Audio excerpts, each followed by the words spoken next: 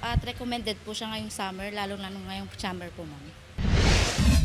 Pinipilahan din ng ice cream halo-halo overload sa Barangay Poblasyon, Bugalyon, Pangasinan. Kasi dati may internet shop kami.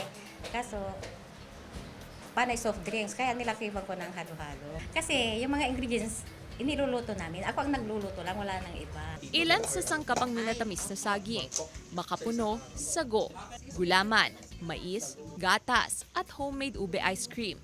Paghalu-haluin lang sa baso ang mga sangkap, lagyan ng gatas at muling lalagyan ng ube ice cream. Masarap yung halo-halo nila dyan. Kaya bumila ko ng 15. Sa init ba naman ng panahon, anumang sangkap ng halo-halo, yak na matatakam ka sa sikat na panghimagas na gawang Pinoy.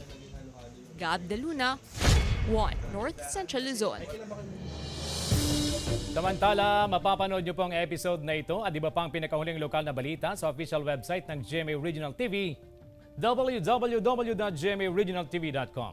Pwede rin kayong bumisita sa aming official YouTube channel, GMA Regional TV, at i-click ang subscribe button para sa pinakamainit na balita mula sa mga resyon.